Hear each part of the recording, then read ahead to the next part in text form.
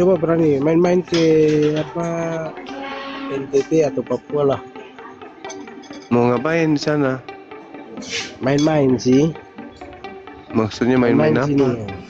apa? Bicara tentang agama. Maksudnya begini, kita kalau orang NTT Papua, pokoknya istilahnya orang Indonesia Timur lah, kita bicara tentang toleransi.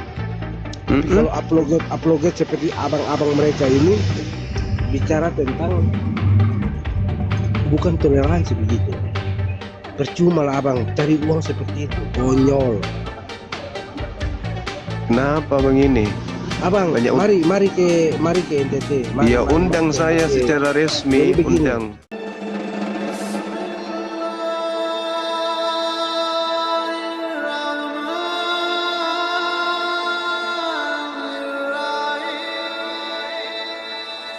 Selamat malam Bang Juma. Malam juga abang. Katolik Protestan. Protestan. Oke, silakan buka kamera bang, silakan. Tidak perlu buka kamera, apa? Di tempat yang gelap ini. Iya perlu lah bang. Ya oke. Silakan.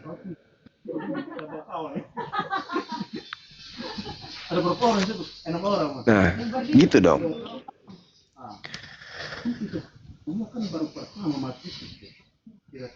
Iya, ini ada tema belum adanya kepastian keselamatan dalam sebuah agama gitu. Seperti di Kristen. Saya belum pernah menemukan ada kepastian keselamatan di sana. Baik dari kitabnya Yahudi yang saudara kami Kristen sebut PL maupun surat-surat para pewarta yang dikumpulkan.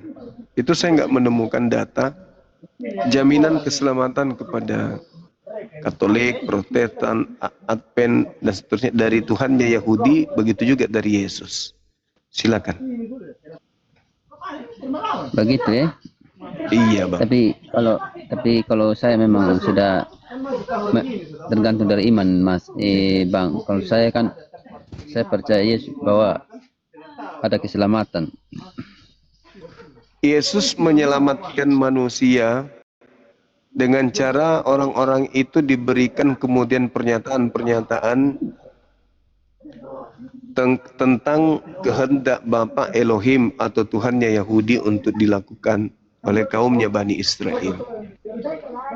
Gitu. Ya, tapi kan kehendak dari Bapa. Ya betul. Nah ada nggak Bapak ini berkehendak agar orang-orang menjadi Kristen, menjadi Katolik, Protestan? Ada nggak? Memang nggak ada kan, tergantung dari. Nah, nggak ada. Berarti apa yang bisa diharapkan dengan cuman mengaku sebagai pengikut Yesus padahal ternyata bukan? Ya kan dari ikut kehendak Bapa. Ya, kehendak Bapak ada nggak agar orang jadi Kristen? Ya kan Tuhan Yesus datang ke dunia itu untuk menyelamatkan manusia dari dosa-dosa. Maksudnya? Menyelamatkan dari dosa-dosa itu maksudnya kayak mana? Maksudnya Bapa mengizinkan bahwa dia itu harus menanggung dosa melewat orang Romawi untuk dibunuh Yesus untuk menyelamatkan manusia. Itu kehendak Bapa. Berarti Bapak yang Anda maksud di sini iblis? Bukan iblis. Lah, Bapa yang di surga. Yang mau Yesus disalib itu Bapa siapa? yang di surga. Di mana Bapak mau menyalib Yesus?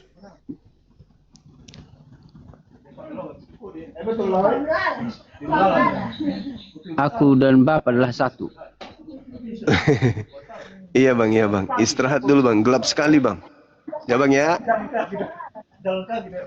Abang istirahat dulu. Ada yang naik jalan kaki tuh. Iya. Gelap.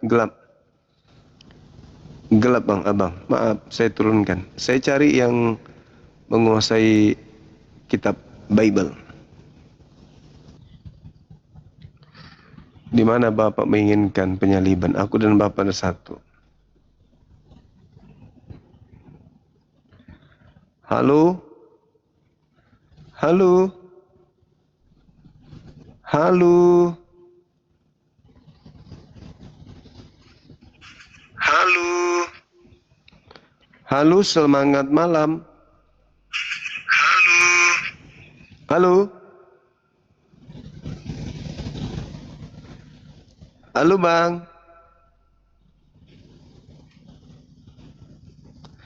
Dengar padahal. Diam-diam baik. Ini dari tadi ini, Bang, ini. Oh, sedang ada.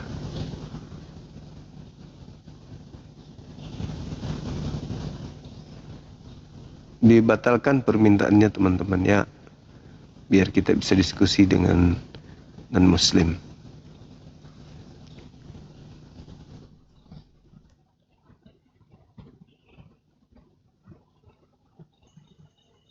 Halo, selamat malam. Selamat malam, Kang Cuma. Katolik, Protestan, Abang? Oh, saya Islam. Itu saya gregetan sama orang tadi itu yang bilang anjing-anjing itu nggak dibuang mulai tadi itu. Sudah Bang Cuma, turunkan saja. Saya itu aja penyampaian Iya, Bang. saya. Kasih, Bang, kasih. Semoga Halo, Saudara Marcelino. Semangat malam. Selamat malam Bang Zuma. Malam, Abang. Katolik, Protestan? Katolik. Silakan buka kamera, Abang, kita diskusi. Silakan. Sabar.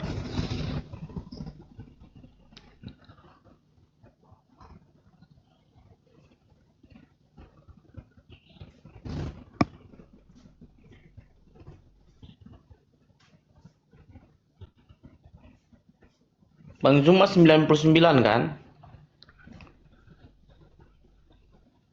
Kenapa? Bang Zuma 99 kan? Maksudnya apa ini?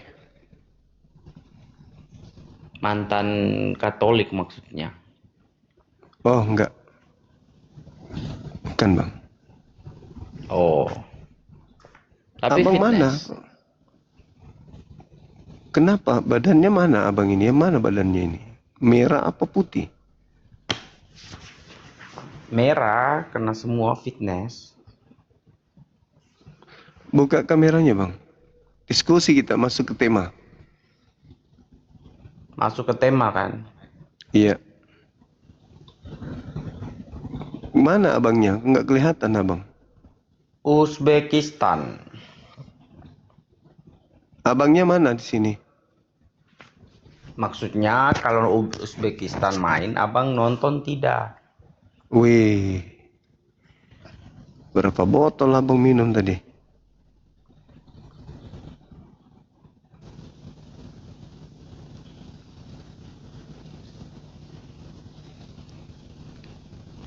Banyak yang mabuk, teman-teman. Mabuk anggur. Mabuk anggur dia.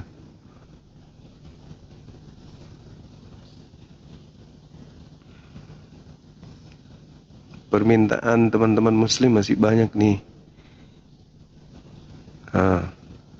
Gagal lagi. Oke.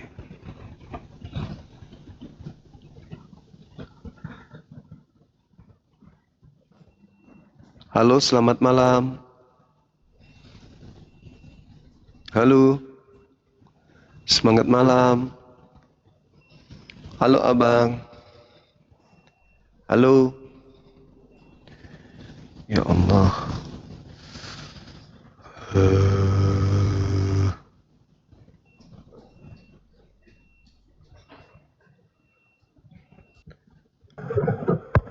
Halo, selamat malam.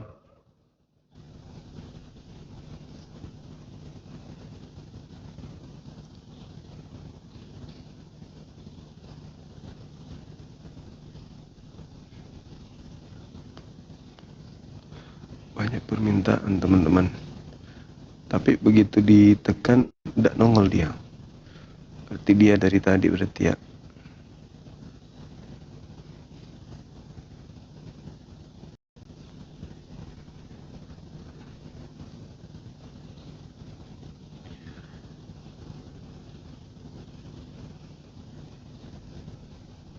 Masih nongol, masih 20-an.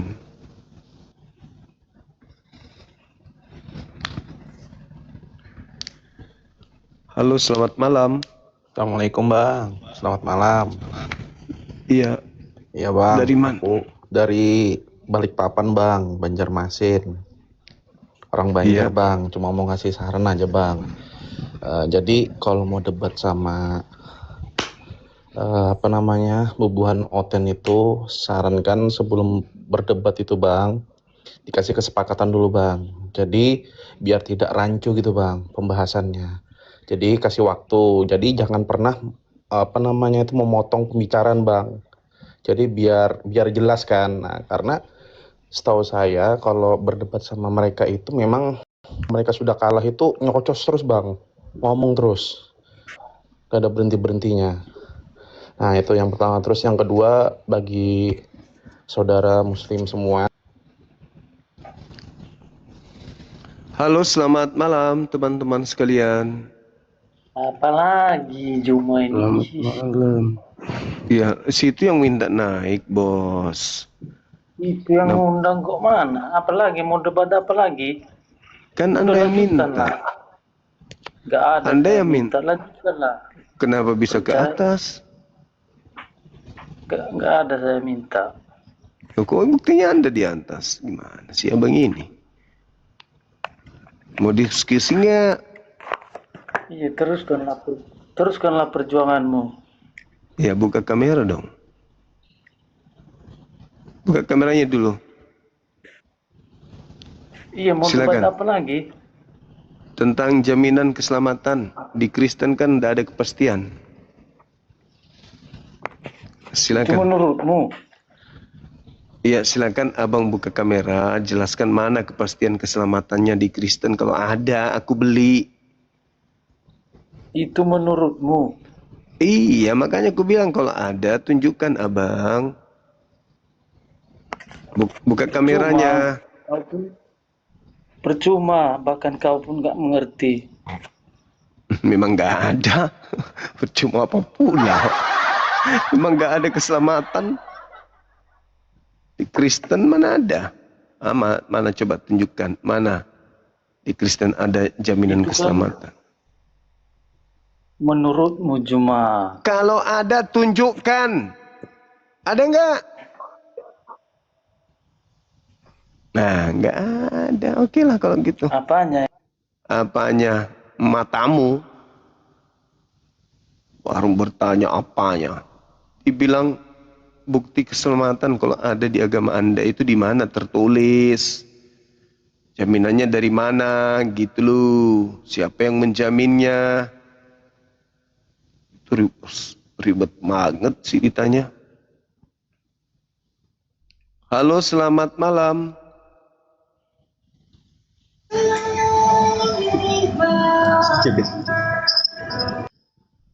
Semangat malam.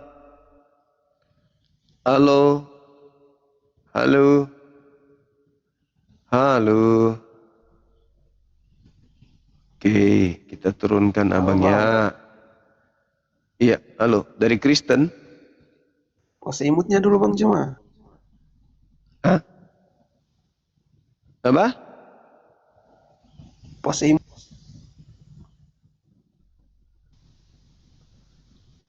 Apa itu? Apa katanya ini orang-orang ini?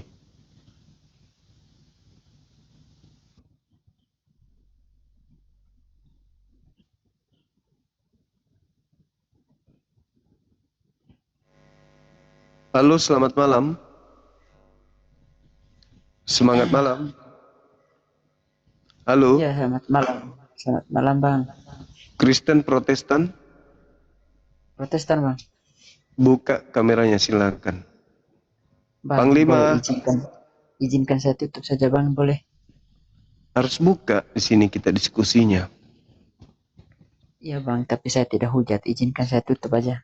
Bukan masalah hujat menghujat. Di sini diskusi itu buka kamera abangku yang ganteng. Bukan masalah hujat menghujat. Ya, Bang, ini saya serius naik ini, Bang. Izinkan saya tutup, boleh?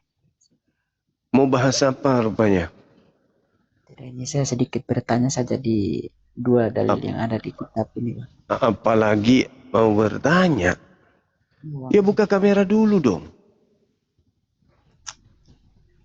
Iya, Bang, saya pengen buka tapi ini ada sesuatu dan lain hal ini, Bang. Boleh kan? Iya buka aja. Buka aja. Nggak apa-apa pun. Saya jadi penjamin Anda aman. Ya, baik. Kalau gitu saya pakai apakah helm boleh? Boleh, boleh. Baik.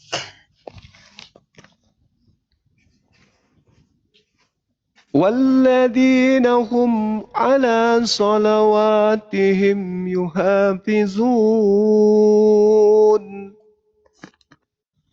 أولئك هم الوارثون.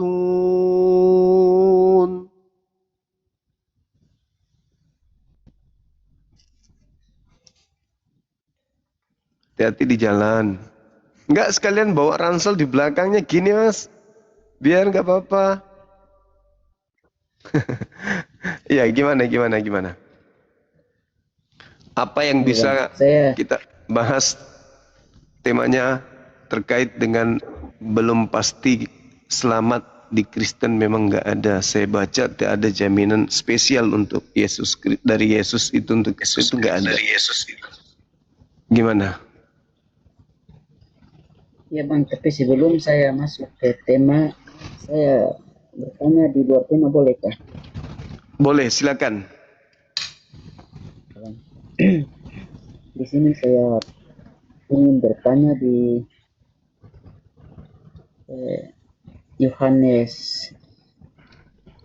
Yohanes 5:36 ayat 36-37, Bang. Oke. Apa yang Anda ingin pertanyakan di sana? Ya kan selama ini kan saya tahu bahwa Yesus adalah perkataan saya itu selalu mengatakan Tuhan Yesus, tapi di situ saya baca di situ Bapa yang mengutus aku, dialah bersaksi tentang aku. Rupanya pun kamu tidak suaranya pun kamu tidak mendengar, dan rupanya pun kamu tidak melihat. Nah, di sini Bang, ini saya bertanya di sini,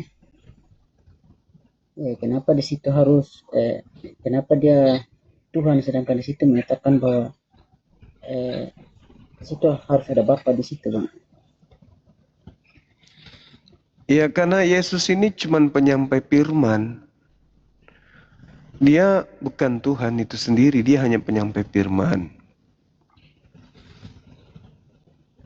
Kesalahan besar ketika Yesus itu dianggap Tuhan. Maksudnya Yesus yang mengajar sebagai penginjil.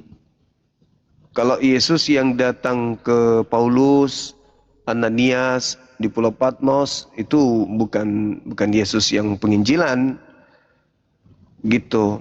Jadi wajar ketika dalam Yohanes 5 nomor 37, Bapa yang mengutus aku tidak pernah kamu lihat, suaranya pun tidak pernah kau dengarkan. Nah, kalau dia adalah Bapa itu sendiri, nggak mungkin dia ngomong kayak gitu. Itulah cerminan bahwa ketika ajaran Yesus, ucapan Yesus ini diberikan kepada babi dan anjing, maka ajaran Yesus itu hanya akan diinjak-injak saja. Tidak dianggap, disepelekan. Umat Islam lebih menghargai ucapan Yesus itu daripada orang-orang yang mengaku sebagai pengikutnya. Karena ketika Yesus mengatakan hal seperti itu, dianggap malah nanti dibantah tuh. Nanti dibantah. Aku kan ada kan di dalam Yohanes 10 nomor 30, Yohanes 13 nomor 13 itu dibantah. Padahal Yesus dengan sangat jelas, Bapa yang mengutus aku, kamu tidak pernah melihatnya. Berarti yang sedang bicara ini bukan Bapa. Makanya di dalam Yohanes 17 nomor 3, hidup kekal harus mengenal dirinya sebagai utusan. Lagian di nomor 36-nya kan itu kesaksian kan? Kesaksian dia kan? Ada kesaksianku yang lebih penting dari kesaksian Yohanes. Bahwa apa? Semua pekerjaan yang aku lakukan, pekerjaan itu yang bersaksi tentang aku bahwa aku adalah utusan Tuhan. Apa yang kurang dari pernyataan Yesus itu? Nggak ada. Jadi kalau orang boleh silakan. Di sini saya baca di bisa juga terdapat di Yohanes 17 inilah hidup yang kekal itu, bahwa mereka mengenal engkau. Ini perkataan Yesus atau gimana nih Bang? Karena Perkataan Yesus itu. Perkataan Yesus itu, Yohanes 17 itu. Inilah hidup yang kekal itu, bahwa mereka mengenal engkau, satu-satunya Allah yang benar, dan mengenal Yesus yang engkau utus. Ya, Yesus harus dikenal sebagai apa? Utusan. Jadi kalau ada orang yang menyembah Yesus, berarti orang itu belum mengenal Yesus. Kemungkinan dia mengenal Yesus lain. Karena kalau orang mengenal Yesus yang asli, orang itu akan mengetahui bahwa Yesus ini utusan Tuhan. Tapi kalau ada yang mengatakan Yesus itu Tuhan, berarti Yesus lain yang dia temui. Yesus lain yang dia ikutin. Gitu. Anda sendiri di gereja masih nyembah Yesus?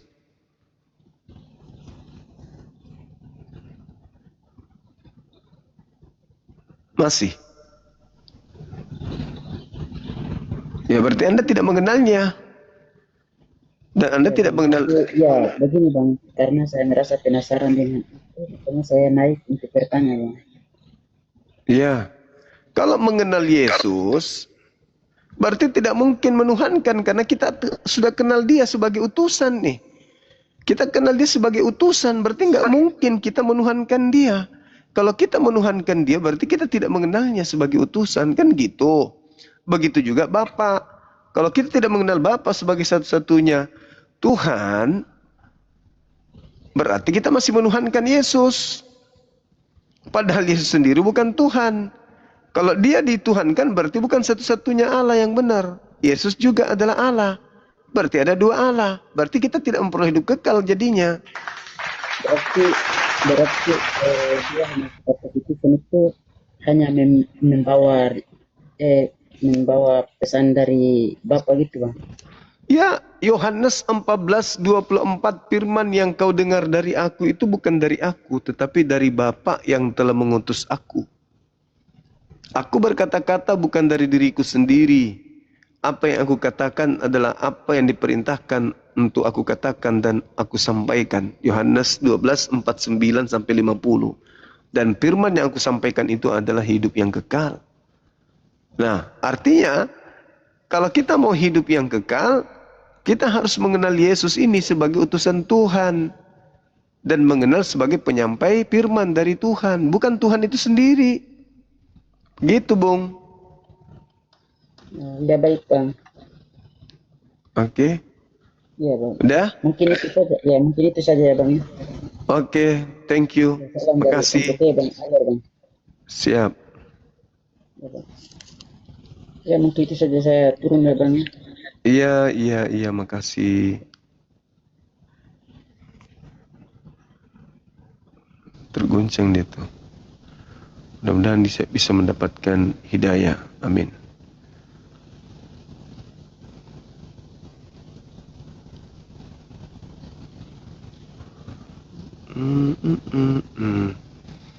Kita cari yang oten lagi ya teman-teman.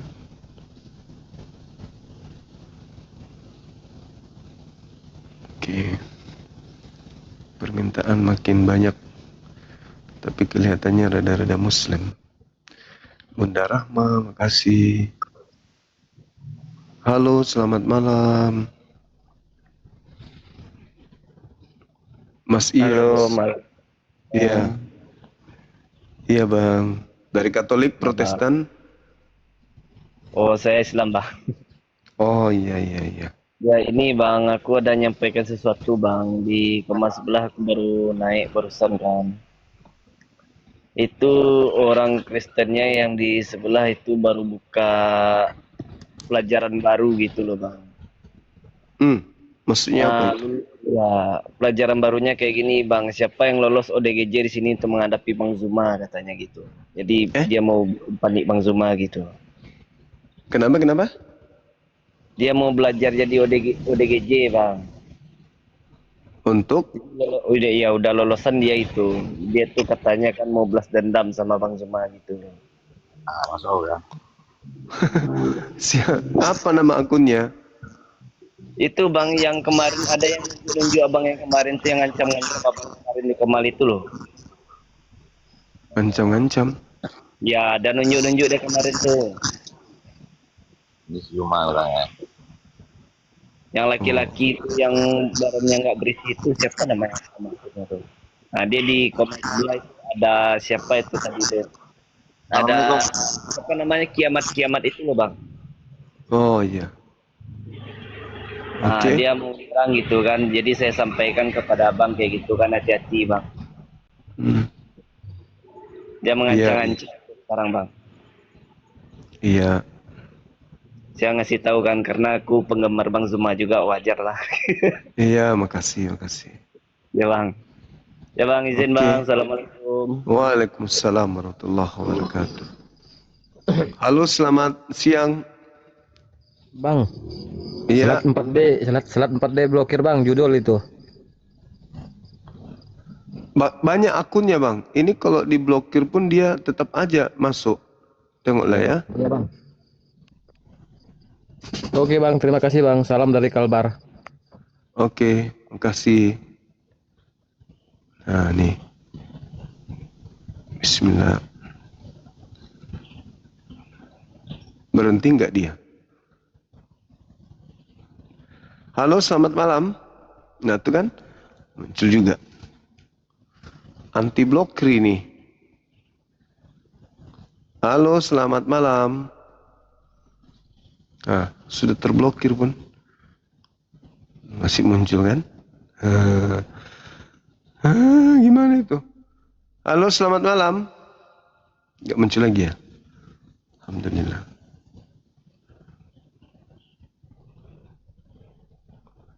Halo.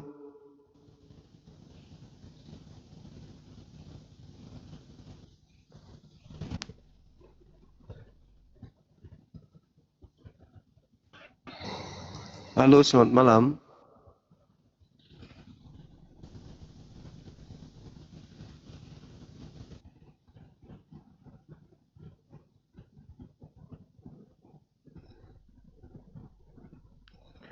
Udah nggak ada kan? Mantap. Halo, selamat malam.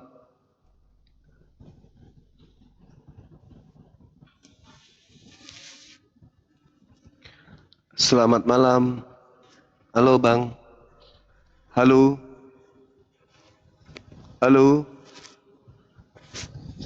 Halo. Maaf Bang Juma, Muslim. Assalamualaikum warahmatullahi wabarakatuh. Selalu mendukung di bawah 100%. 100% mendukung. Makasih Bang, makasih. Sehat selalu. Halo Saudara Yakob. Halo. Halo Bang. Halo. Bang Yakob. Ada onde-onde ya? Selalu mendukung di bawah. Ya. 100% mendukung. Iya, dari Kristen Abang. Makasih, sehat selalu. Halo. Ya, saya Nasrani. Oke, wajahnya mana Bang? Kok nggak nampak?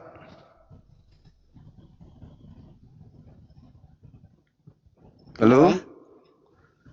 Buka kameranya Bang. Belum bisa bang.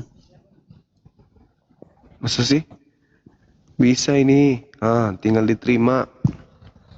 Silakan.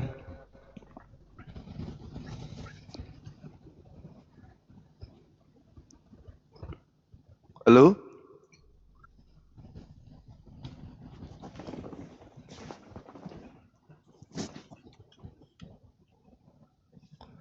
Halo Abang. Ya halo. Masa gitu aja Bang, kita sampai subuh halo-halo doang? Ini temanya apa nih ya? Nggak ada jaminan keselamatan di Kristen.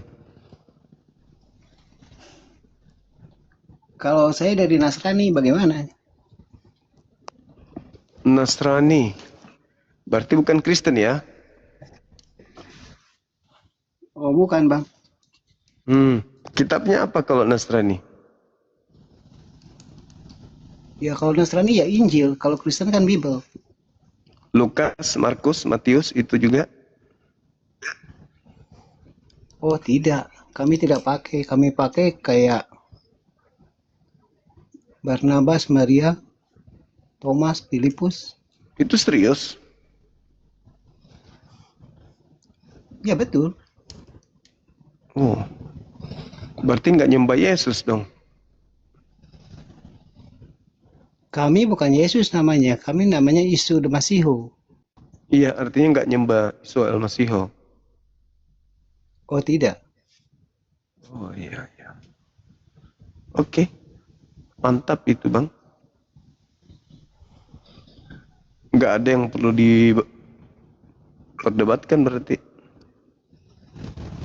Ya yang saya mau tanyakan ini justru keselamatan belum pasti. Sedangkan di beberapa ayat di Taurat dikatakan bahwa keselamatan ada di benih Israel, bukan benih Ismail. Gitu ya. Di mana dalilnya tuh bang? Kalau bukan dari Bani Ismail.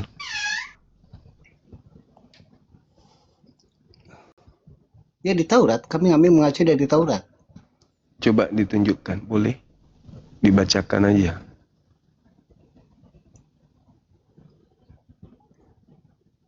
Kenapa? Dibacakan dalilnya bang, kalau ada. Sambil buka kamera silakan. Kalau memang ada pernyataan bahwa keselamatan itu bukan dari Bani Ismail, itu di mana tertulis? Bukan, maksud saya keselamatan itu dari benih Israel, dari benih Ismail dan benih Ishak, artinya dari benih Israel. Bukan dari Bani Ismail. Bang ya. Kenapa? Bukan dari Bani Israel, Ismail. Dua-duanya. Oh, itulah Dua-duanya, makanya. karena kami kan mengacunya kepada Abraham, bapak para nabi, mempunyai dua putra, itu Ismail dan Ishak. Jadi dua-duanya sama dijanjikan keselamatan oleh Elohim.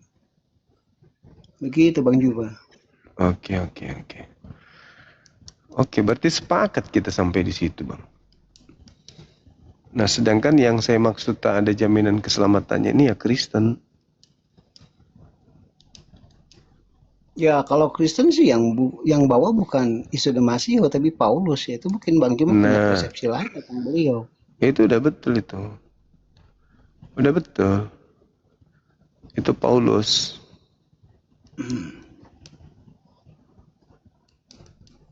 Itu Bang. Nah, saya mau bertanya Bang Juba ya. Siap. Ada dua pemahaman di dalam Injil tentang nubuatan baginda Nabi Muhammad. Menurut Bang Juma, adakah di mana di Injil nubuatan tentang baginda Nabi Muhammad? Kalau dalam Al-Quran jelas dikatakan ada, cuman kami tidak punya kapasitas untuk menunjukkan Injil karena itu diwahyukan untuk kaumnya Bani Israel. Gimana Bang? Maksudnya? Kalau kami paham betul bahwa nama Nabi Muhammad itu mereka jumpai di dalam Torah dan juga dalam Injil. Cuman masalahnya sekarang kami nggak bisa menunjukkan Injilnya karena itu kitabnya orang Yahudi. Ya, Diwahyukan. Saya pengen hati ini pengen balik. Begini Bang Juma ya. Saya jelaskan sedikit. Injil itu bukan orang Yahudi, tapi Yahudi itu adalah salah satu kaum dari Bani Israel. Ada 12 kaum yang memang ada di situ ya, seperti Saduki, Farisi, Nasrani ya, Benyamin dan lain-lain. Jadi Yahudi itu adalah salah satu suku dari Bani Ishak atau Bani Israel. Nah, kalau kita mengacu tentang peradaban atau nubuatan, kedua nabi terakhir baik dari jalur Ismail maupun jalur Ishak itu ada di dalam Taurat tentang Nabi Isa atau Yesus the Masihu. Nah, kalau dari Injil tentang baginda Nabi Muhammad itu ada di Injil. Nah, sebagai bahan pengetahuan mungkin dua pemahaman tentang Injil itu sama dengan Quran, sifatnya adalah oral atau hafalan yang memang ditulis oleh para sahabatnya. Nah, inilah yang menjadi pemahaman tentang Injil bagi Nabi Muhammad itu ada di beberapa tentang lahirnya Nabi Muhammad dari Hijaz atau dari Arab. Itu ada dalam Injil. Memang Injil kami diaplikasikan oleh beberapa pihak gereja yang memang tersembunyi atau disembunyikan. Ya, jadi kami paham dan menghormati baginda karena memang ada di Injil kami nurubatan tersebut. Begitu. Iya. Itulah yang saya maksud tadi, Bang. Tidak ada yang perlu kita perdebatkan. Kalau Nasrani ya, berbeda kalau Kristen. Sama seperti yang Anda uraikan tadi, kalau Nasrani itu kan pengajarannya bersumber dari Isa Al-Masih. Sementara kalau dia dari Kristen, ini berasalnya dari Paulus yang juga mengklaim bahwa datang kepadanya ya Yesus Kristus, kata dia gitu.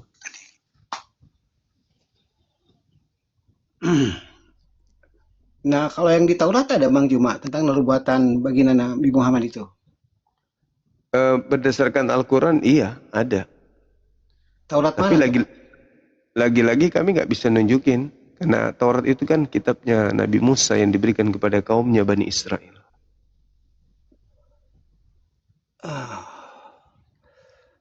Begini Bang Juma ya, sedikit pengetahuan berbagi. Sejak zaman Isa Al-Masih atau Isa Al-Masihu, Taurat itu sudah ada dua Bang. Ada Taurat Yahudi Ortodok dan Taurat Samaria. Ini yang mana yang Bang maksud? Yang datang kepada Nabi Musa. Nah, Anda paham juga dari Nabi Musa turun ke Bani Israel yang memang saat itu setelah Salomo itu meninggal ada dua kubu baik selatan maupun utara. Nah, dua Taurat ini berbeda. Yang mana yang perkiraan Bang Juma itu dari yang mana ini? Yang diwahyukan kepada Nabi Musa.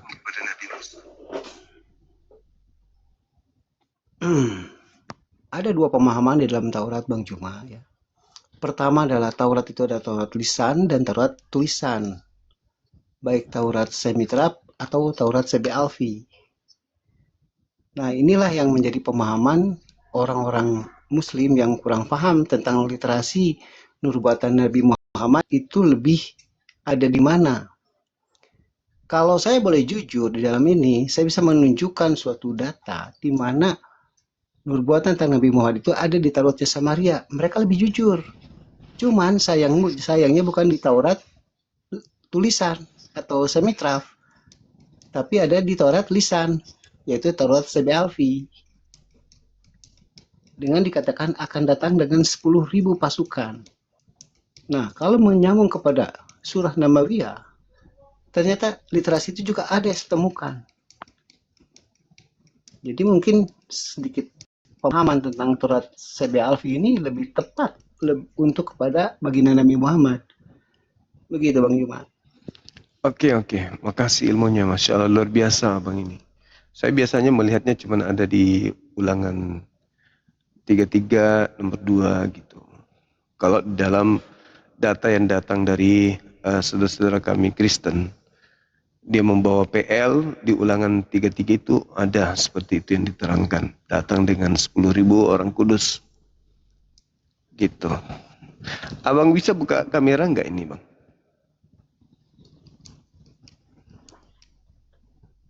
Saya sudah buka tapi ternyata di sini nggak bisa Pak. Coba diterima coba.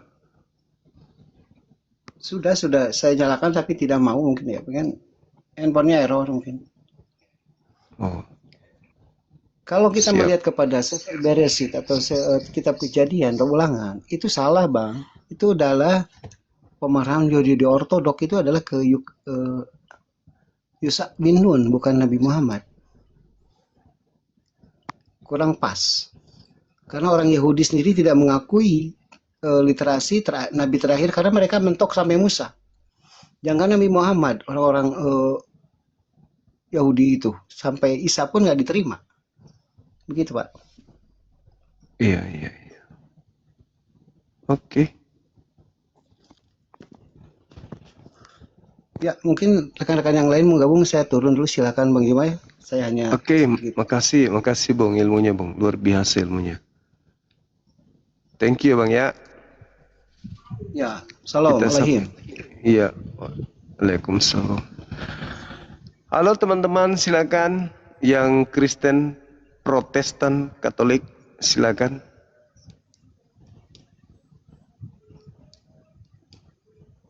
Halo? Halo? Saya Muslim. Oke, Abang, ada yang disampaikan? Tidak ada. Oke, makasih, salam kenal. Hahaha. Suka tidur? Belum Bang, cuma ini saya pengen balik ulang saja Bang. Apa lagi? Cuma saya Apa penasaran itu? dengan temanya ini Bang, belum pasti selamat. Iya, memang ada jaminan keselamatan di Anda. Sabar Bang, ini saya tanggapi Bang. Belum pasti selamat. Apakah di Kristen atau Buddha atau Islam atau Di kan Kristen, Bang. kalau di Buddha ada belum pasti selamat. Di Kristen Bang, di Kristen. Halo, selamat malam. Ya, selamat malam Zuma. Malam. Silakan buka kamera Bang. Maksudnya begini Bang, saya lihat abang ini satu orang ya, coba berani main-main ke NTT atau Papua lah. Mau ngapain di sana? Main-main sih. Maksudnya main-main apa? Sini. Bicara tentang agama. Maksudnya begini, kita kalau orang NTT Papua, pokoknya istilahnya orang Indonesia Timur lah, kita bicara tentang toleransi. Tapi kalau upload seperti abang-abang mereka ini bicara tentang bukan toleransi begitu. Percuma lah abang cari uang seperti itu, konyol. Kenapa Bang ini? Abang, mari ke NTT. Ya undang saya secara resmi, undang saya secara resmi, saya akan datang. Siap, saya paham. Tapi kalau saya akan datang. Undang saya resmi, siapkan pendetanya, pastornya. Siap. Tapi kalau hal-hal seperti ini, kalau abang-abang ke wilayah kita Indonesia Timur, abang kaget. Maka begini, agama ini hanya jembatan. Imannya menentukan kita punya hidup. Kita punya keselamatan. Kalau hanya sebatas ini saja kita cari uang. Cari hidup. Percuma. Minta maaf saya ikuti abang panjang. Cari hidup. Abang, sekarang pertanyaan saya untuk abang. Abang buka TikTok dan untuk upload ini untuk cari kamera dulu. Buka kamera dulu. Jangan masalah kamera atau apa abang. Gimana mau ajak saya main-main buka kamera aja kamu takut. Percuma lah, lucu abang. Mari ini penakut. Pengecut. Toleransi penakut. Lu yang pengecut. Suruh buka kamera aja susah. Gimana kalau aku datang? Mungkin kau tinggalkan kampung. Kalau suruh buka kamera, suruh buka itu masker tuh, itu bukan zamannya. Kalau saya datang baru kamu tahu saya mau datang hari ini. 1 tahun sebelum saya datang kau sudah kabur tinggalkan dunia. Takut kau. Lucu. Saya jadi takut ketemu sama Bang Zumai. Buka kameranya nggak berani. Kalau buka kamera, kalau pakai masker kan percuma. Tolong kamu. Mari main-main ke NTT atau Papua. Gimana kau ngundang saya kok situ buka kamera aja takut. Kalau upload begini, upload konyol. No, jempol untuk lu. Udah tidur. Besok mandikan babi besok jangan lupa. Apa pula ini? Selamat malam, Bang Juma. Malam juga Bang, silakan. Ya ini saya baru gabung, saya lihat ada tema belum pasti selamat ya. Iya betul. Iya Bang. Ya maksudnya artinya menurut Bang Juma belum pasti selamat di dalam kekristenan atau dalam Islam? Kalau di Islam kepastian selamatnya kan udah jelas Bang. Selama orang itu menjalankan, memenuhi syarat untuk selamat. Itu udah dijamin, mereka udah dijamin surga Firdaus. Al-Quran surah Al-Mu'minun ayat 9 sampai 11. Orang-orang yang Sebentar, mendirikan silakan. Maksudnya di sini selamat jika melakukan sesuatu yang ditentukan ya. Ya, di Islam Abang jaminan keselamatannya kan udah ada tuh jelas tadi. Al-Quran surah Al-Mu'minun ayat 9 sampai ayat 11. Nah, di Kristen ini maksudnya diselamatkan jika ada jikanya, jika melakukan apa yang ditulis dalam surat tadi ya. Iya, betul. Berarti kalau tidak melakukan berarti tidak selamat. Iya. Ya, berarti tidak jamin selamat. Artinya belum pasti selamat lah istilahnya kan. Tapi kalau melakukan selamat, kalau tidak melakukan selamat. Ya. Kalau melakukan selamat. Kalau di Kristen yang Abang Juma tahu seperti apa? Nggak ada jaminan dari Tuhannya Yahudi ataupun Yesus untuk Kristen.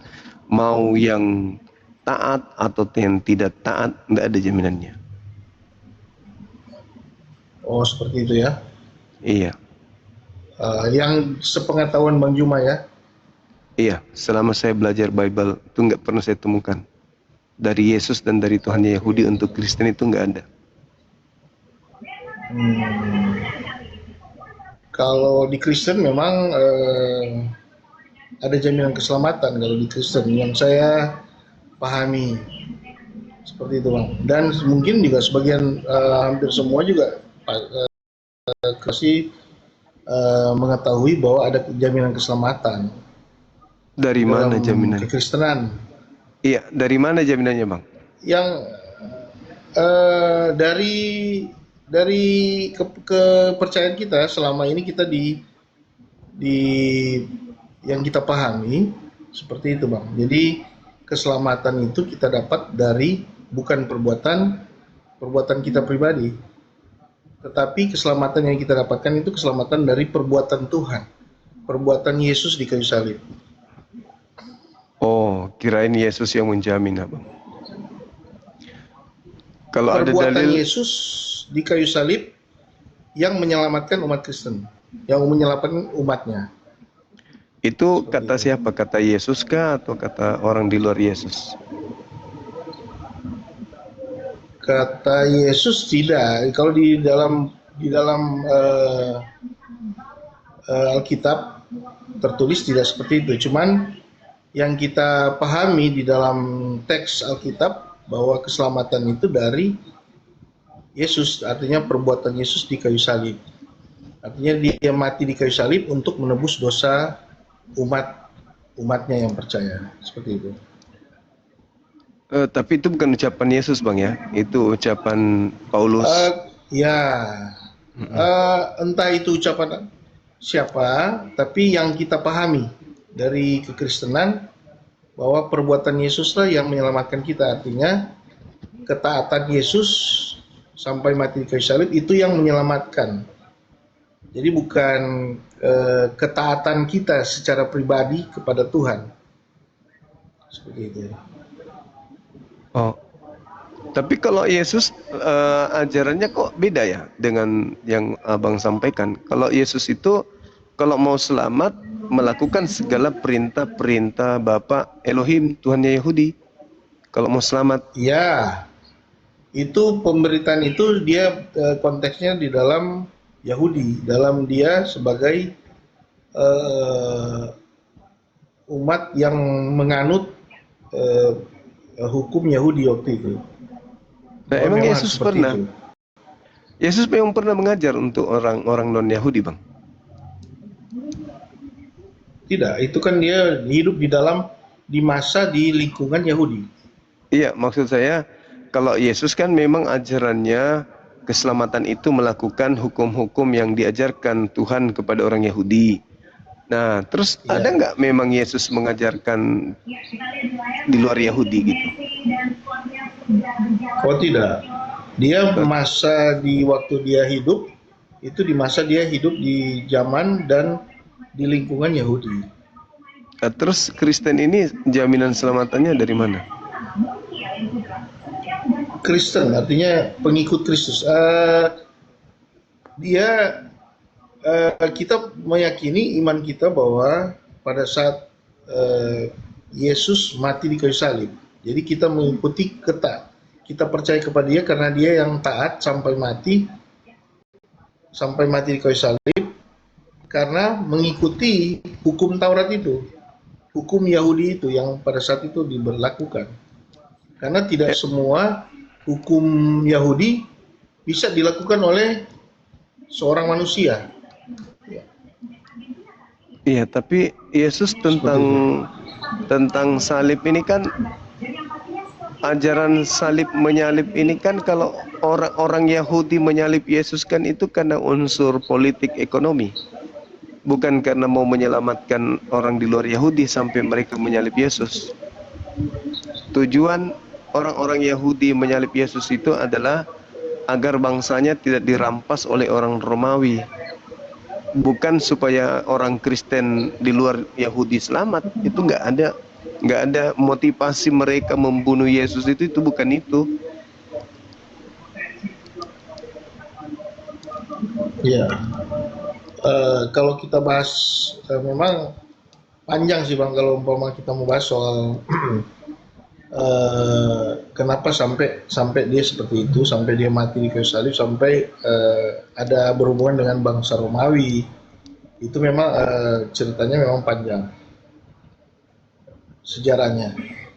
Jadi kita cuman garis besarnya saja, artinya keselamatan yang menjadi suatu kepastian buat umat Kristen itu di dalam Yesus itu saja sih sebenarnya yang kita mau bahas. Cuman kalau mau bicara dasar-dasarnya seperti apa, memang cukup panjang ini, dan juga perlu dasar-dasar tulisan-tulisan dalam Alkitab, kitab suci seperti itu. Iya, jadi kalau saya lihat polanya, orang-orang Yahudi ingin menyalib Yesus karena tidak ingin bangsanya dirampas oleh orang Roma. Tragedi ini terjadi di tahun antara 30 sampai 33. Lalu kemudian muncul pengajaran jauh setelah kejadian itu yang mengajarkan bahwa penyaliban Yesus itu tujuannya untuk menyelamatkan non-Yahudi. Itu adalah doktrin yang baru muncul belakangan. Sedangkan pelaku tindakan kriminal terhadap Yesus ini motivasinya nggak ada ke situ. Motivasinya adalah supaya bangsa mereka nggak dirampas oleh Roma. Nah, tiba-tiba saja muncul konsep di luar keadaan yang ada. Mereka menyebut diri mereka sebagai Kristen pengikut Kristus, mengajarkan bahwa salib yang dilakukan oleh orang-orang jahat itu terhadap Yesus adalah untuk menyelamatkan kita gitu. Padahal nggak ada, itu nggak ada. Yesus juga tidak pernah mengajarkan orang selamat karena percaya dirinya disalib. Nggak ada Yesus mengajarkan begitu. Malah Yesus, kalau kita lihat di dalam Matius 23 nomor 32 sampai 36, Yesus malah mengecam bahwa keturunan pelaku penyaliban itu adalah orang-orang yang tidak akan lolos dari api neraka jahanam. Kenapa sekarang berubah? Justru percaya penyaliban masuk surga. Bukan percaya sama penyaliban yang dilakukan oleh bangsa Romawi, tapi pengorbanan Yesus yang sampai mati di kayu salib. Itu yang kita percaya, dan itu yang kita percaya berdasarkan tulisan-tulisan di Alkitab. Jadi entah itu bilang Rasul Paulus yang menulis ataupun siapapun, itulah iman kita kepada Yesus melalui kitab Alkitab. Jadi memang susah kalau bisa dibilang bahwa tulisan-tulisan itu tidak ada dasar ataupun dibilang lemah secara ini karena Rasul Paulus menulis setelah Yesus seperti itu. Tapi yang kita percaya bahwa di dalam tulisan di dalam Alkitab itu kita aminkan bahwa itu memang yang dasar dari iman kita juga di dalam kitab Alkitab. Jadi kita percaya di dalam Alkitab saja, Bang. Artinya kalau Abang bilang Alkitab itu tidak bisa dipegang karena berdasarkan setelah Yesus, Rasul Paulus itu tidak bisa dibantah karena itu tulisan yang ada di Alkitab yang nggak bisa kita rubah seperti itu. Iya, kalau menurut Abang nih, penyaliban itu sebenarnya yang menghendaki siapa, Bang? Penyaliban. Iya. Kalau ya ini kan sudah dibahas yang saya ikuti ya dari Edis TV ya. Sebelum-sebelumnya itu juga ada pertanyaan seperti ini tentang penyaliban. Jadi memang kalau dibilang penyaliban itu dikehendaki oleh iblis, memang iblis yang menghendaki kematian Tuhan Yesus. Itu. Tapi kalau dibilang rancangan yang dirancang itu memang rancangan Tuhan. Artinya dia harus mati. Tapi mungkin lebih apa ya? Kalau bilang rancangan itu salib itu ya kita susah ya mau bilang ini rancangan kehendak iblis tapi dirancang Tuhan kan seperti itu. Ya, jadi kalau bilang kehendak iblis iya dia mau karena yang membunuh itu dasarnya memang kehendak iblis. Tapi kalau keselamatan yang dirancang itu keselamatan itu memang keselamatan yang dirancang oleh Tuhan. Kalau pembunuhannya itu yang dirancang iblis. Seperti itu. Gimana polanya ya? Tuhan merancang keselamatan, tapi yang merancang pembunuhan itu iblis. Seperti itu. Berarti maksudnya Tuhan Anda bekerja sama dengan iblis gitu untuk menciptakan keselamatan bagi Kristen. Yang merancang Tuhan. Bukan kerjasama, bukan kerjasama sih. Yang merancang Tuhan. Yang mengeksekusi iblis. Artinya merancang bagaimana manusia yang tadinya jatuh dalam dosa, yang dikuasai oleh dosa, itu bisa diselamatkan. Ya, jadi keselamatan itu yang dirancang. Bagaimana biar manusia ini bisa selamat. Manusia bisa selamat, makanya Yesus disalibkan. Iya, manusia bebas dari dosa. Artinya keselamatan itu bebas dari dosa, bebas dari hukuman dosa yang Adam. Hubungannya apa kira-kira itu, Bang? Hubungannya apa? Orang-orang Kristen diampuni dosanya dengan orang lain yang dibunuh, itu maksudnya hubungannya apa kira-kira?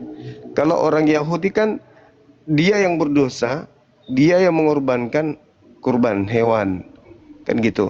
Kalau untuk orang banyak, maka orang Yahudi mengorbankan sapi. Kalau domba itu hanya untuk satu orang doang. Nah, mereka menebus dosa mereka dengan binatang tersebut.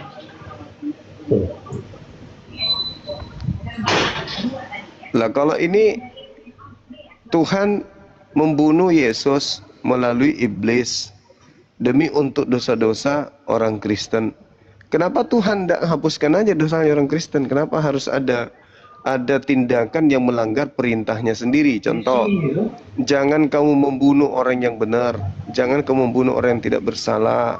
Sebab aku Tuhan tidak akan membenarkan orang bersalah. 6 perkara yang dibenci oleh Tuhan, bahkan 7 kekejian dalam hatinya, yaitu menumpahkan darah orang yang tidak bersalah. Amsal 6 nomor 16. Tapi kok justru Tuhan menyelamatkan orang-orang Kristen dengan merancang pembunuhan terhadap orang benar, sementara dia yang melarang. Itu gimana itu polanya tuh? Bukankah Tuhan tinggal mengatakan dosamu telah kuampuni, sama seperti dalam 2 Tawarik 7 nomor 14, umatku yang mencari wajahku lalu meninggalkan jalan-jalannya yang jahat, aku lalu mencari wajahku, aku akan mengampuni dosa mereka dari surga. Kenapa Tuhan harus melakukan sesuatu yang melanggar dirinya, ajarnya sendiri, hanya untuk sekedar menyelamatkan orang-orang di luar Yahudi? Kan Tuhan tidak pernah sebelumnya memberikan aturan kepada orang non-Yahudi seperti Roma, Roma, Yunani, Belanda, Portugis.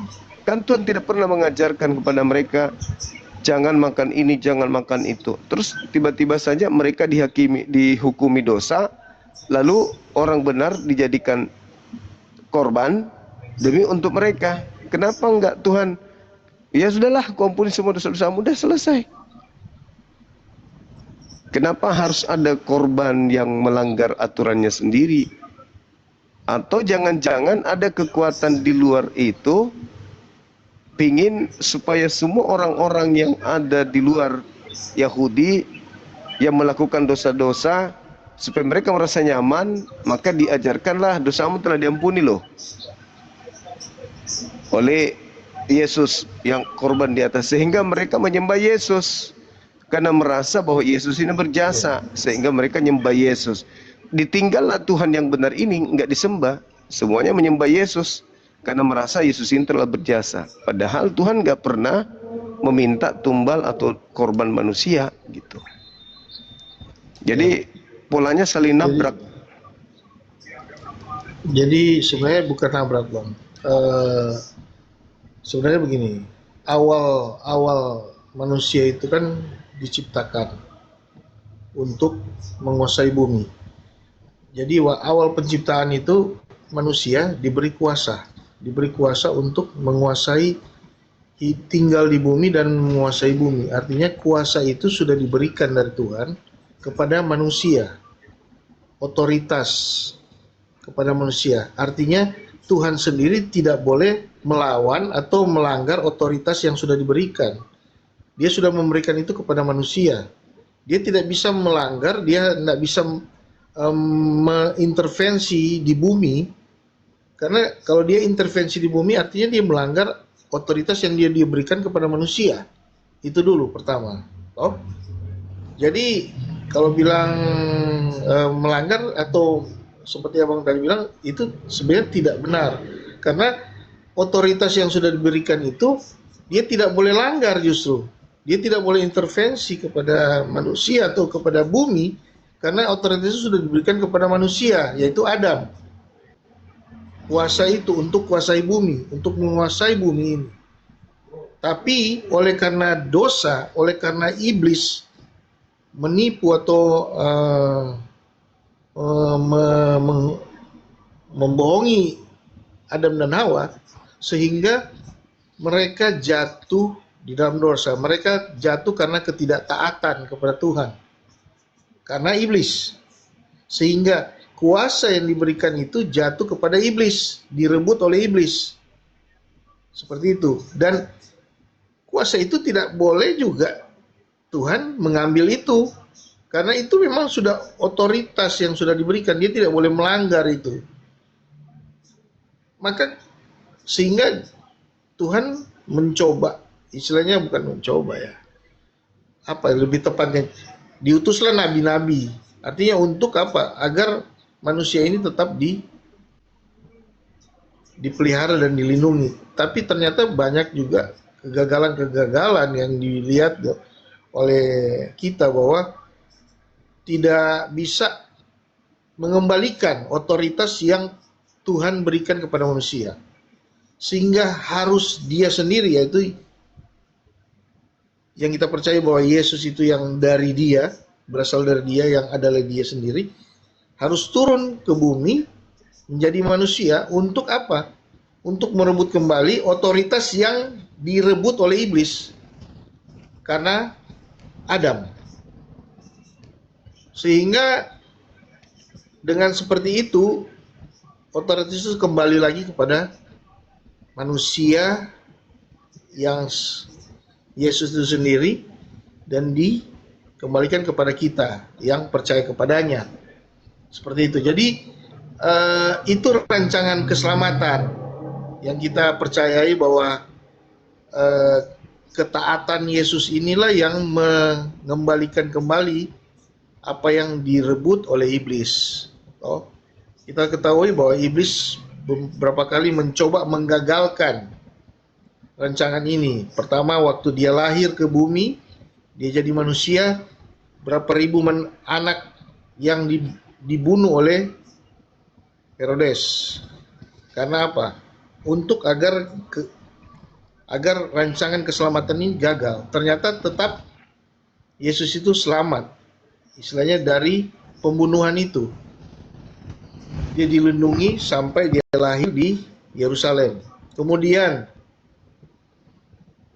waktu dia berpuasa di 40 hari di gunung, di bukit, iblis menggoda dia agar dia tergoda dan jatuh. Tapi gagal lagi iblis mencoba itu kan. Sampai iblis mengatakan akan memberikan semua kuasa itu kepadanya jika dia menyembah. Tapi gagal juga karena bukan seperti itu. Untuk merebut itu yang sudah direbut oleh iblis itu tidak bisa seperti itu. Sampai pada saat dia taat dan dia harus mati di kayu salib itu karena apa? Karena itu seperti itulah ceritanya, garis besarnya. Jadi kenapa kita diselamatkan? Ya karena perbuatan Yesus di kayu salib. Bukan karena perbuatan iblis membunuh Yesus, tapi perbuatan Yesus yang taat sampai mati dan rancangan Tuhan Bapa di sorga di dalam keselamatan manusia. Jadi itu mengapa di dalam Kristen, di dalam orang percaya kepada Yesus, jaminan keselamatan itu sudah suatu jadi kepastian. Seperti itu. Di mana ayatnya itu, Bang? Kepastian keselamatan Kristen itu di mana? Mohon maaf, Bang. Sebenarnya saya tidak ada persiapan untuk ayat-ayat yang mendukung apa yang saya bilang ini, yang saya katakan ini. Tapi sebagian besar yang percaya kepada Yesus yang mungkin mengikuti ini pasti mengamini bahwa apa yang saya katakan ada tertulis seperti itu. Yang Anda jelaskan ini justru bertentangan keras dengan ajaran Yesus kepada murid-muridnya, Bang.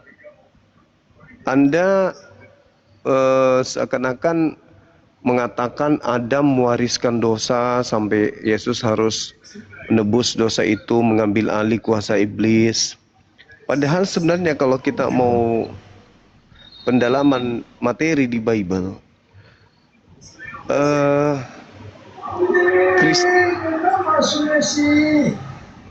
Kristen itu tidak mewarisi dosa dari Adam.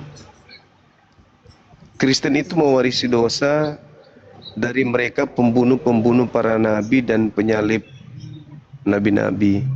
Sesuai dengan nubuatan Yesus dalam Matius 23 nomor 32 sampai 36.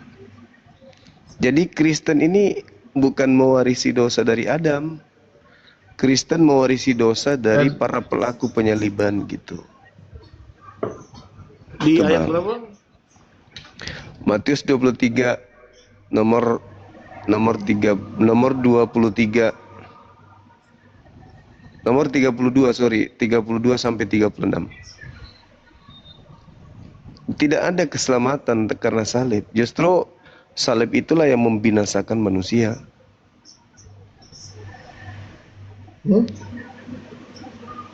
Matius 23 nomor 32 sampai 36. 32. Jadi penulilah juga takaran nenek moyangmu, hai kamu lalu kamu keturunan budak, bagaimana mungkin kamu dapat meluputkan diri dari soal itu lihatlah aku mengutus kepadamu nabi-nabi orang yang bijaksana akan kamu bunuh dan kamu salibkan, yang lain akan kamu sesal supaya kamu menanggung akibat penumpahan darah yang tidak bersalah melalui diri Habel. Sehingga semuanya akan ditanggung angkatan ini ya ini yang menyalib ya. Ini bicara yang menyalibkan Yesus. Iya bang. Yang menyalibkan Yesus itu kanlah yang mendirikan agama Anda. Bukan, ini kan ahli-ahli Taurat, para Yahudi. Paulus itu ahli Taurat, orang Farisi yang dimaksud di sana. Oh, maksudnya Paulus. Justru kan dia sudah tidak ikut jadi ahli Taurat ya sebenarnya. Dia sudah kembali bertobat dan kembali ke jalan Yesus, artinya dia percaya kepada Yesus. Dia sudah keluar dari hukum ahli Taurat itu sebenarnya. Justru karena Anda mengatakan dia bertobat kembali kepada Yesus, justru dialah yang menggenapi nubuatan Yesus. Celakalah engkau wahai ahli Taurat, celakalah engkau wahai orang Farisi, wahai orang munafik, engkau menjelajahi daratan, menyeberangi lautan. Kalau konteks ini yang saya pahami, yang menyalibkan Yesus kan memang ahli-ahli Taurat waktu itu, yang suruh dia disalibkan. Iya tahu. Bukan Paulus. Paulus setelah itu yang tadinya percaya akan ahli Taurat, dia bertobat, dia menemukan Yesus dan dia bertobat dan dia justru berbalik arah, istilahnya 90 derajat dia berbalik, bahwa dia malah membela Yesus sampai dia menulis surat-surat. Paulus seperti itu bang. Sekarang gini. Jadi yang membunuh Yesus itu bukan dia. Iya, tapi yang menjual hasil pembunuhan itu kan Paulus. Judas. Paulus yang menjual salib, menjual ke Roma, Yunani sampai ke Indonesia, kan Paulus yang menjualnya. Yesus mana ada pernah mengajarkan tentang penyaliban, menyelamatkan. Menjual. Itu kan, Maksudnya menjual, dia mendapat keuntungan dari hasil pemberitaan Injilnya gitu. Iya, dia mendapatkan gelar menjadi rasul. Kan itu sudah dinubuatkan Yesus itu. Menurut Yesus, bukan menurut saya. Matius 23 yang tadi kan Anda sudah membaca tuh. Bagaimana mungkin kamu meloloskan dirimu dari api neraka? Separuh nabi-nabi yang diutus dibunuh, disalib. Semua ini akan ditanggung oleh angkatan jahat ini. Termasuk Paulus enggak?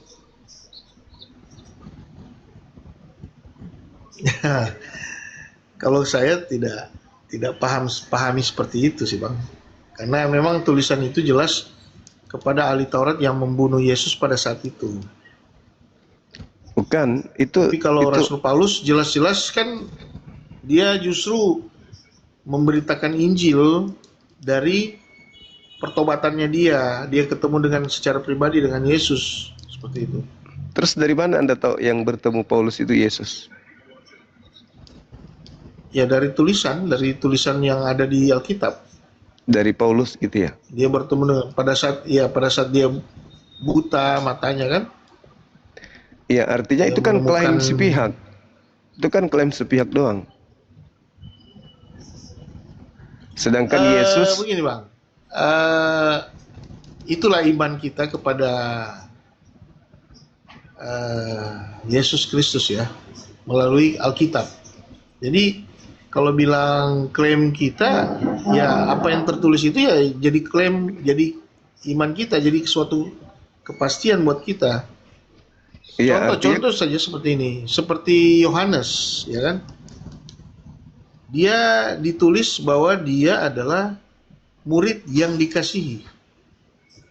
Dari antara beberapa murid, yang paling dikasihi Yesus, Yohanes. Itu klaim sepihak dari Yohanes dan ditulis di Alkitab. Itu klaim sepihak. Sekarang Dan begini, ternyata ada nggak Dan Yesus, ternyata Bang? dari kejadian-kejadian pada saat Yesus disalib sampai Yesus dikubur, hanya dia yang ada pada saat waktu dia kejadian penyalipan. Yang murid-murid lain pada lari, ketakutan, bersembunyi. Cuman Rasul Yohanes yang ada tertulis di Alkitab bahwa dia ada pada saat Yesus dihakimi, Yesus dihukum, sampai Yesus disalib, dia berada di situ. Sehingga dia ini dibilang murid yang dikasihi.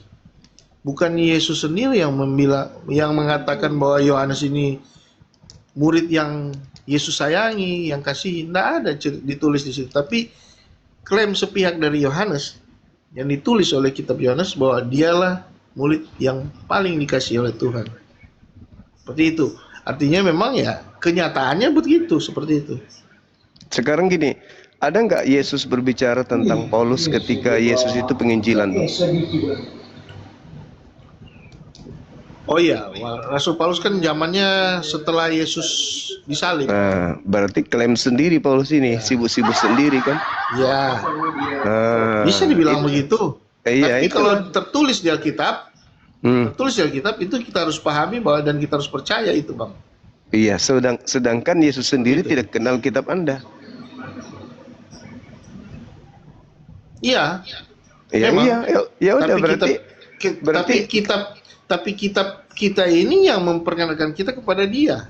Iya, silakan aja. Tapi Yesus tidak mengenal kitab Anda, Yesus tidak mengenal Paulus, Yesus tidak mengenal agama Anda, kan gitu. Seperti itu.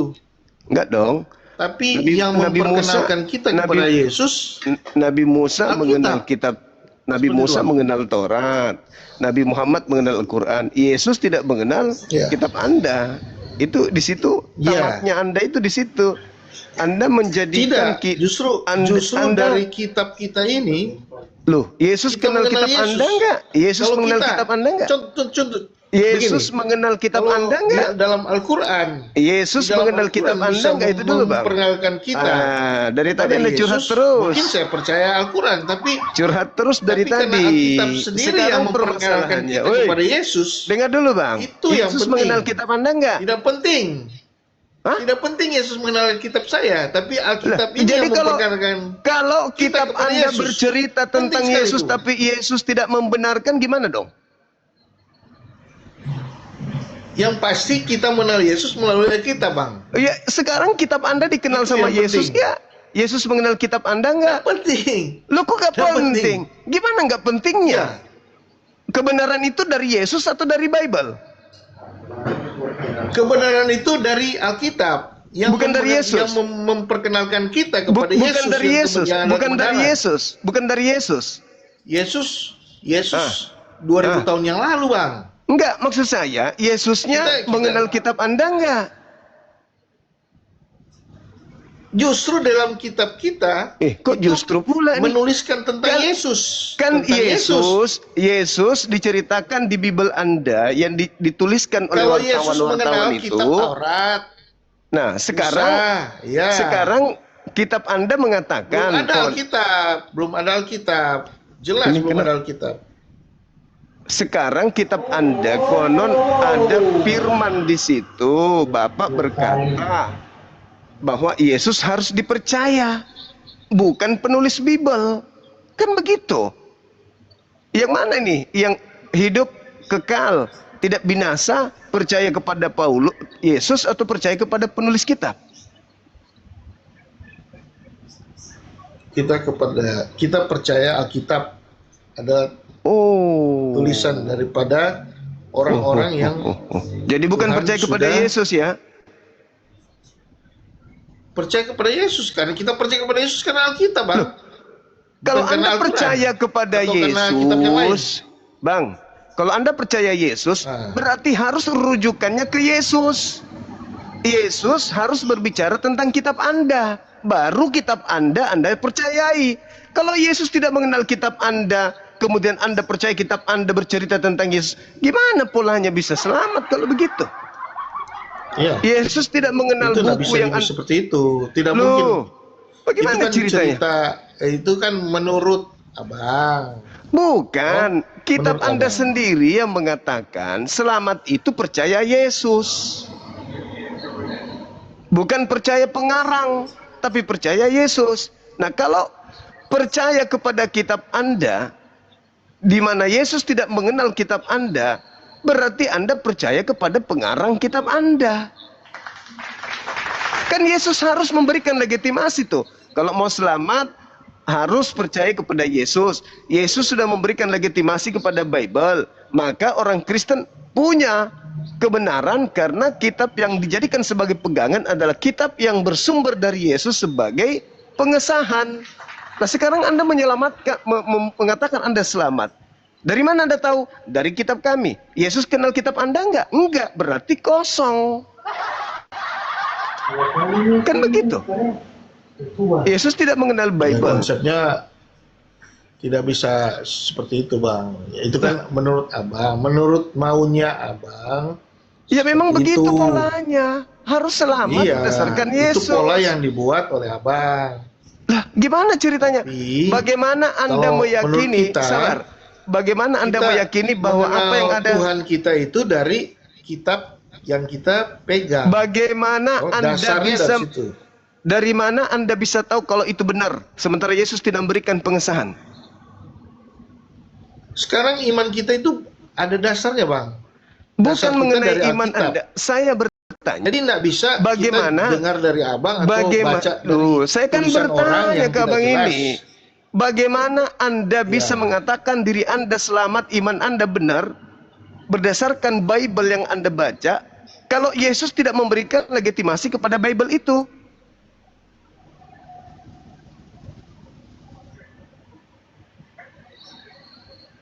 Ya, dasarnya memang bukan seperti itu kita. Berarti Anda cuma percaya penulisnya doang? Berdasarkan, ya memang kan, memang seperti itu. Nah, Yesus nggak dianggap. Yesus nggak dianggap. Kita percaya kepada Alkitab. Yesus nggak dianggap. Justru kita menganggap Yesus dari kitab itu, Bang. Nah, kitab ini Yesus kasih legitimasi pengesahan kita percaya nggak? kepada Yesus karena kitab itu. Yesus memberikan pengesahan bukan nggak? masalah legitimasi atau tidak bukan pengesahan juga, tapi bagaimana Anda mengatakan berita-berita yang ada di dalamnya itu benar? Kalau Yesus sendiri itu iman kita timbul kepada Yesus Tuhan. Nah, sekarang kitab itu iman kita seperti itu. Nah, kitab itu bercerita tentang Yesus, oke. Pengarang-pengarangnya menulis tentang Yesus, oke. Anda imani, oke. Sekarang, apa yang Anda imani itu, apakah Yesus memberikan legitimasi terhadap buku itu yang Anda imani itu? Menurut Abang, perlu legitimasi untuk apa? Ya Allah ya Karim. Yang bisa mengatakan buku itu adalah benar, Yesus atau penulisnya?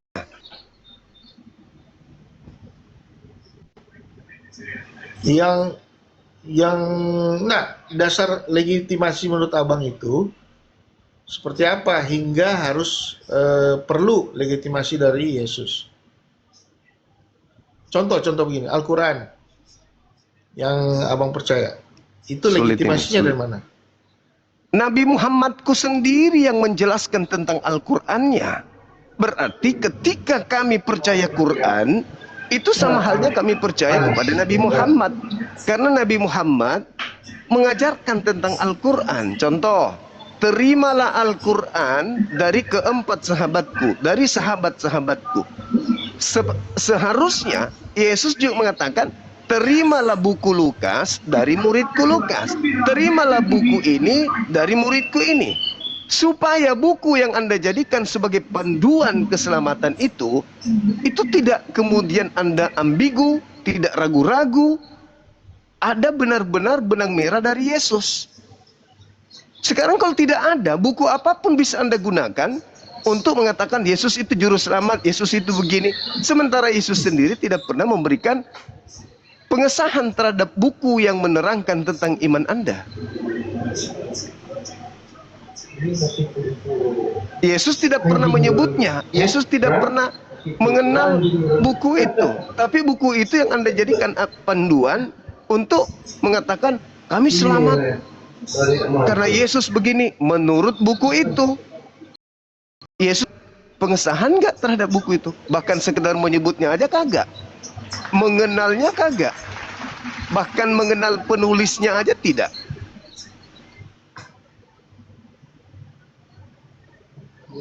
Ya memang berbeda, Bang. Memang berbeda. Jadi kita nggak bisa samakan dasar iman atau dasar kita percaya dari dasar iman kita, ya.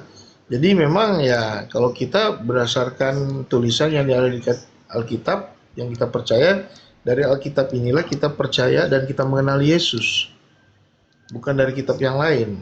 Dari tulisan-tulisan di dalam kitab inilah kita mengenal Tuhan kita. Iya, berarti standar tanpa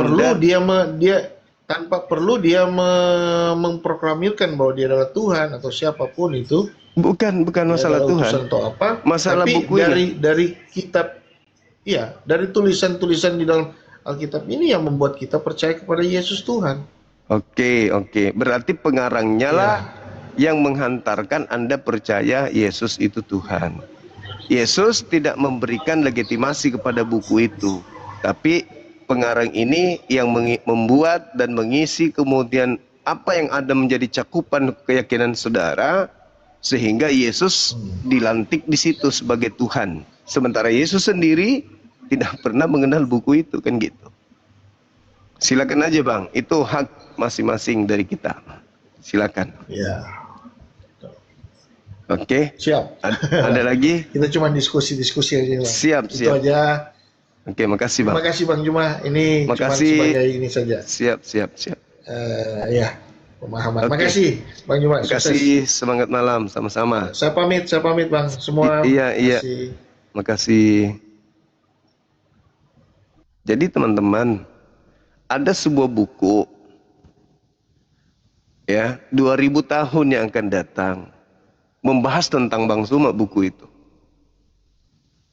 Bang Suma itu adalah bla bla bla bla bla. 2000 tahun yang akan datang nih. Orang itu percaya. Dibilangnya Bang Suma itu adalah seorang pakar. Pakar apa? Pakar matematika. Dia guru fisika handal pada zamannya. Dia bisa kemudian menerbangkan piring dari dapur ke meja makan dengan menggunakan teknologi yang diciptakannya sendiri. Orang-orang pada 2000 tahun yang akan datang percaya. Lah, saya nggak mengenal buku itu yang menceritakan tentang itu. Saya tidak pernah bercerita tentang buku itu. Saya tidak mengenal siapa penulisnya. Orang di sana 2000 tahun yang lalu yang akan datang percaya. Sehingga dia apa? Guruku Bang Suma, ahli matematika dan fisika. Di manakah engkau berada? Adakah onde-onde? Gimana dong? Berbeda dengan Nabi Muhammad, kan? Nabi Muhammad menjelaskan isi kitabnya, menjelaskan kitabnya. Menjelaskan, menguraikan dari mana kitab itu, untuk apa kitab itu, menyebutkan kitab itu, menyampaikan kitab itu, menjelaskan dan seterusnya kitab tersebut. Zalikal kitabul la raiba fihi hudal lil muttaqin.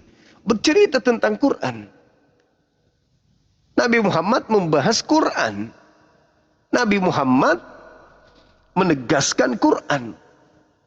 Al-Quran ditegaskan oleh Nabi Muhammad, diceritakan oleh Nabi Muhammad, disampaikan langsung oleh Nabi Muhammad, didiktekan langsung oleh Nabi Muhammad. Jadi kalau orang menerima Quran, ya sama halnya menerima ajaran Nabi Muhammad.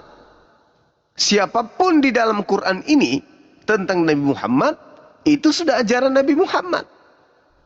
Berbeda dengan buku mereka. Apapun yang diceritakan tentang Yesus di dalamnya, Yesus tidak pernah bahas buku itu. Yesus tidak pernah mengenal buku itu. Jadi kalau dikatakan dalam buku itu begini, Yesus mengiyakan enggak? Di situ Bang Suma diceritakan dia ahli ini, ahli ini. Coba kita cross check, ada nggak pernyataan Bang Suma tentang buku ini? Ini kan tinggal terjemahan. Betul terjemahan, tapi bukankah terjemahan ini berasal dari 2000 tahun yang lalu? Katanya. Berarti kan Yesus harus bercerita tentang buku itu. Yesus harus bercerita tentang Lukas. Tentang Yohanes, penulis buku Yohanes. Tentang Markus, penulis buku Markus. Tentang Paulus. Nah, ada nggak? Seketika itu, pokoknya kami selamat. Jaminan selamat dari Yesus. Kapan? Kau dapat informasi dari mana? Dari buku. Buku itu, Yesus tahu nggak buku itu? Nggak ada Bang. Buku itu cuma menceritakan tentang Yesus doang. Yesus tak mengenal buku itu? Enggak. Oh ya sudah. Itu namanya Anda percaya kepada pengarang bukunya. Gitu. Paham ya teman-teman ya?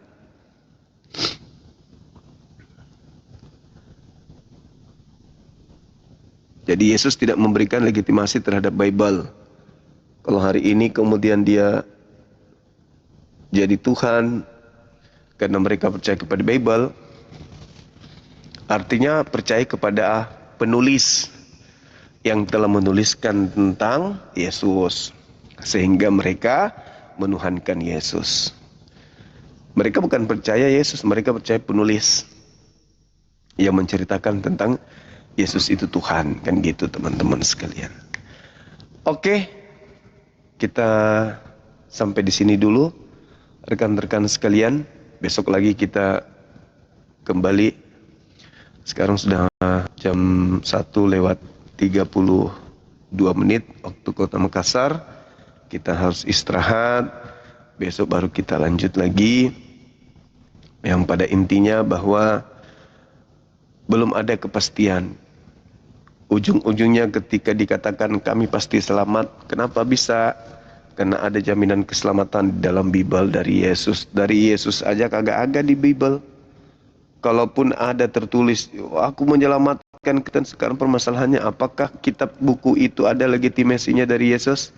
Gak ada juga. Jadi semakin menderita lagi malah. Ketika di kitab itu Yesus berkata, aku memberkati Kristen, aku memberkati Katolik. Oke, permasalahannya Yesus tahu nggak buku ini? Tahu nggak buku ini? Nggak tahu juga, ya sama doang. Meskipun di dalamnya ada jaminan kepada Kristen, kalau buku ini ternyata tidak pernah Yesus kenal, ya percuma. Berarti ini tulisan penulis aja.